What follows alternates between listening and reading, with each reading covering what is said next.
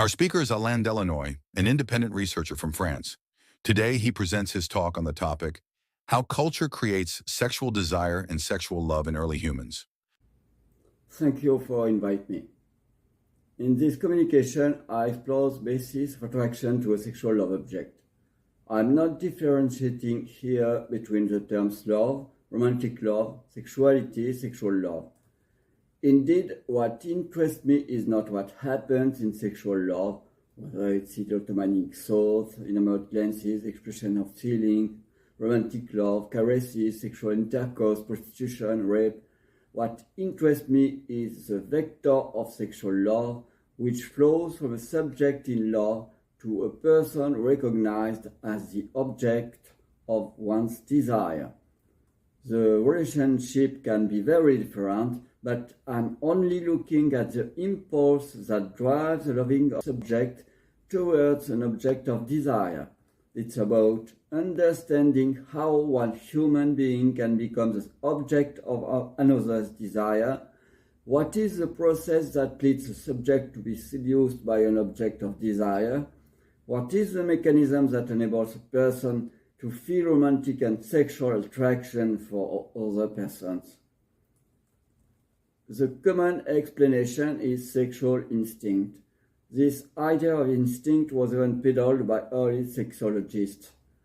Yet, it's paradoxical to describe human sexuality as instinctual. Instinct is a word that mankind created to designate what human beings observed in animals but did not find in their own species. By definition, instinct which is animal, not human, even if primary instinct remain in our species, heartbeat, digestion, sight. The assimilation of human sexuality to an animal drive goes back a long way. It is a hackneyed cliché to say that sexuality animalizes humans. In France, lovers make cochonnery. From the word cochon, meaning pig, in intimacy, lovers behave like hogs. These hogs make the two-backed beast. We call each other my dog, my bear, Bernie, or monkey face in the novel Suspicion, filmed by Hitchcock. With the French moule, meaning muscle for the woman Kent, the pussy, the stallions, the horn of the man which makes lovers horny, sexuality is a veritable menagerie. Essayists such as Rémy de Gourmont have developed the idea that love brings humans back to a kind of animal state of nature. This encourages the idea of sexual liberation and free love. For a bon sauvage who would finally be freed from the taboos and frustrations imposed by society which corrupts humans. Chateaubriand sang that when all it takes to get married is to open a window and call God to the nuptials, then all prudery will be destroyed, there will be weddings everywhere, and we will rise like doves to the heights of nature. This naturalistic discourse on sexual love still prevails today. However, as neuroscientist Serge Wunsch points out, when it comes to sexuality, humans are radically different from other animal species. The sexual instinct seems to be totally absent in our species. The vulgar naturalist discourse is in contradiction with the empirical observations made by scientific research. In contrast to commonly accepted naturalism of love, human sexuality is characterized by its predominant culturalism. Non-naturalism of human sexuality is not extraordinary. Importance of sexual instinct decreases sharply from insects to mammals. In large primates, very little sexual instinct remains. Recognition of the object of desire becomes less and less instinctive as one climbs the evolutionary ladder. In evolved species, this recognition of an object of sexual love is little done through the senses. In the human species, none of the senses justifies the desire for love. This desire needs neither touch nor taste to manifest itself. The lack of any one of the three mediating senses does not lead to an absence of desire. Neither the blind nor the deaf lack desire. Smell is the sense usually promoted for sexual attraction, but while chimps have little sense of smell, the pheromone-sensing nasal organ is no more than a vestige in humans. As for people who are deprived of their sense of smell, they have no problem feeling sexual love. The senses are not the determining factor in human love and sexual attraction. Genitality itself is not decisive. Not only can women experience sexual love outside the fertile times, but romantic desire and sexual pleasure are not forbidden to castrates who don't even have a sexual organ. On the sensory side, what is innate was much less than what is learned. An arrow fired by Cupid is a more likely hypothesis than the senses or instinct to justify sexual love in mankind. Far from the idea of instinctively recognizing a sexual love object, a learning process is essential. In particular, one has to learn what T.H. Lawrence calls the dirty little secret, how things work materially between a man and woman who, as the expression goes, make love.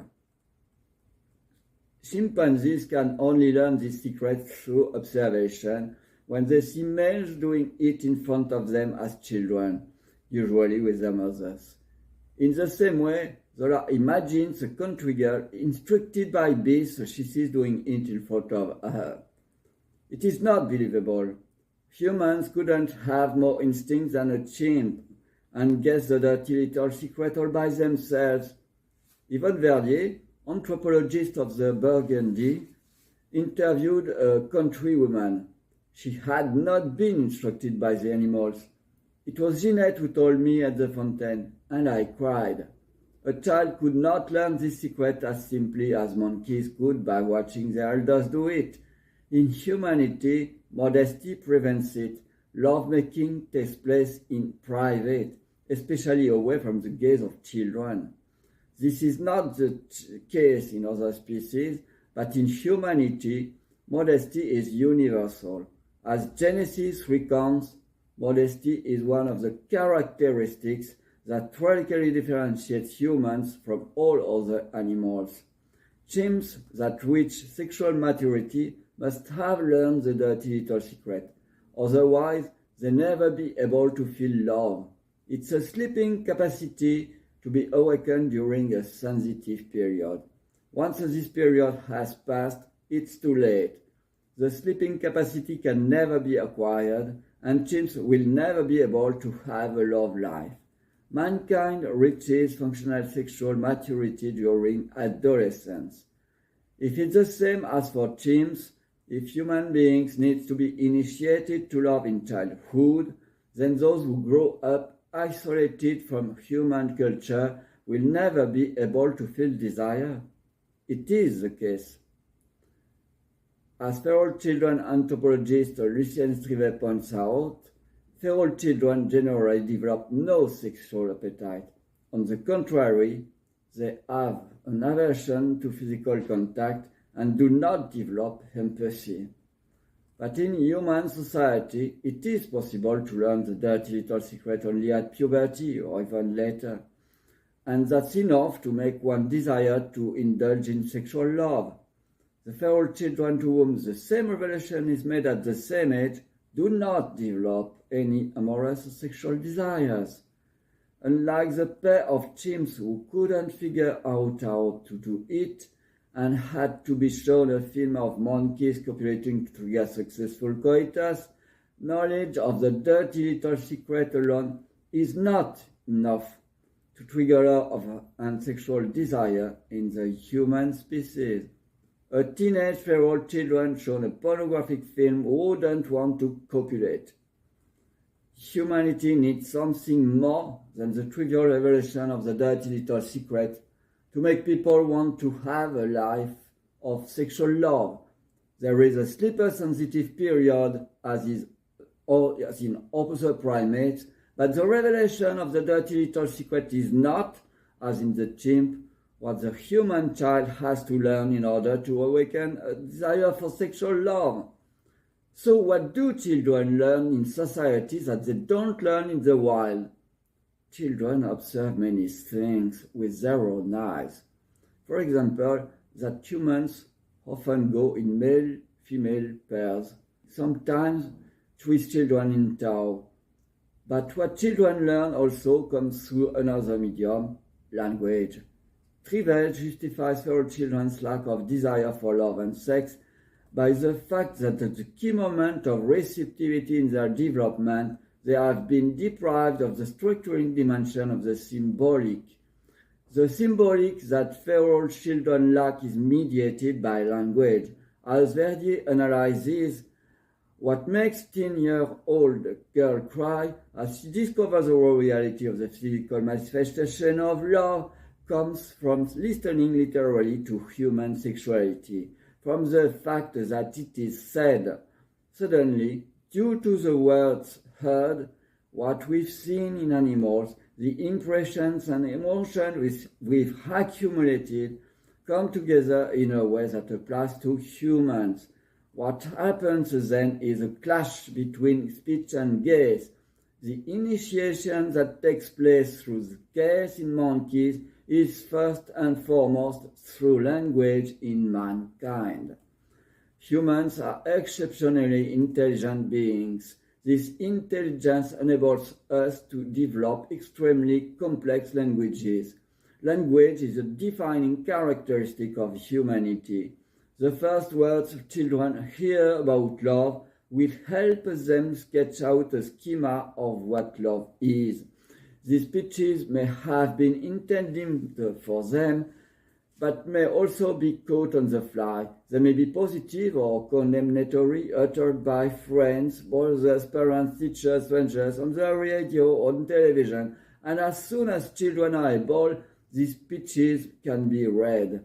It is largely on the basis of all these discourses mediated by language that the child begins to construct an idea of love, begins to sketch out the shape of the future object of one's own desire for sexual love, and begins to build a desire to feel amorous desire.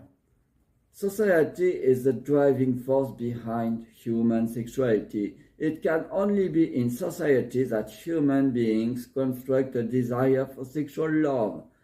However, when the chimp discovers everything by sight, human modesty makes it impossible to learn in this way. It is language that will enable the desire for love to take shape in mankind. Not only does language mediate the revelation of the dirty little secret around puberty, but from early childhood onwards, language spreads the lineaments of a science of love that nourishes the desire to feel love. In humanity, the desire to love must be triggered at an age when the child is still foreign to sexuality as such. This desire is in some ways parasexual, but it is already the desire to love one day, the desire to know and feel love later. Attraction to sexual love and to an object of sexual love develops in early childhood. At the same time as children learn hierofecal modesty, they observe that men are generally attracted to women and vice versa. Depending on his or her assignment as a boy or a girl, the child begins to position oneself in this schema, projecting one's love function for the future. Children have understood that they are too young to be able to feel the desire for sexual love, but they see it around them in the grown-ups, the happy lovers who kiss in the street or in the movies, and those who suffer because of their disappointing love. As for fairy tales, they tell them that the prince and the princess will marry, will be happy, and have lots of children. It's within the frameworks of their culture and social environment that children lay the foundation for their future adult desire for love and sex. To conclude, let's go further than La Rochefoucauld. No one can fall in love or feel sexual desire if they have never been told about love before. Thank you.